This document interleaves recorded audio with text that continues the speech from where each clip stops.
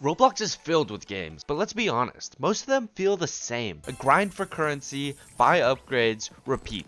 It's a formula that works, but it's also a formula that lacks creativity. That's why Dead Rails stands out to me. At its core, Dead Rails is about player freedom. There's no single right way to play it. You're given a train, a massive map, and the ability to interact with the world how you see fit. You can scavenge for supplies, modify your train, work together with others, or strike out on your own. It's a game where creativity and experimentation actually matter, and that's something Roblox needs more of. Compare that to the typical Roblox experience. Most popular games on the platform follow the same cycle. You perform some repetitive task, earn money, buy upgrades, and do it all over again. You're grinding just to get to the next grind. There's little room for creativity and even less room for player-driven storytelling. Dead Rails breaks that mold, and it's not the first game to do so on Roblox. Games like Build a Boat for Treasure, Lumber Tycoon 2, and Miner's Haven have all embraced open-ended gameplay, where the challenge comes from player ingenuity rather than grinding for arbitrary objectives. I'm not sure how it goes today, but back in my day in Build a Boat,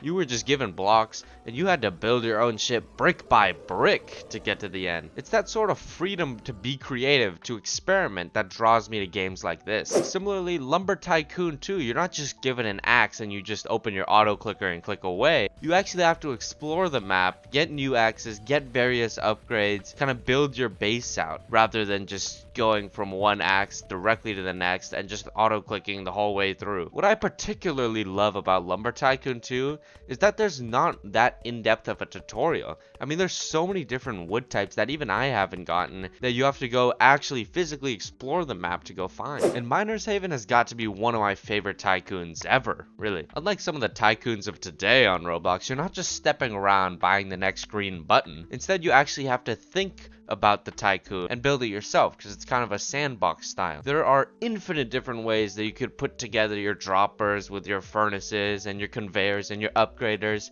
and what it comes down to is being creative enough to put it all together in a way that maximizes your profits. Once again, it's this creativity, it's this ability to experiment and put things the way you want it that draws me to these sorts of games. Rather than just walking you from one objective to the next, these games allow you the freedom to figure out on your own how to be successful. Dead Rails kind of continues that tradition of having a Roblox experience that allows you to think, experiment, and build, pushing Roblox back towards creativity and away from the endless cycle of copy-paste grindfests. So what's the takeaway here?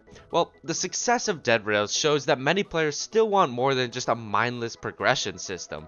They want games that let them create their own stories, games that encourage discovery and problem solving, games that don't just hand you a goal, but let you define your own. If you're a game developer on Roblox, just know there's an audience out there for unique, creative, and open-ended experiences, myself included, and we hope to see more games like this on Roblox. Games like Dead Rails prove that originality still thrives on the platform, despite the insanity of slop games. I seriously don't know how they're so popular, and the question is, who's gonna step up and make the next creative, challenging, and interesting Roblox game that captivates such a large audience? Thanks for watching, guys. Make sure to drop a like and subscribe if you enjoyed, and let me know down in the comments what your favorite Roblox game is.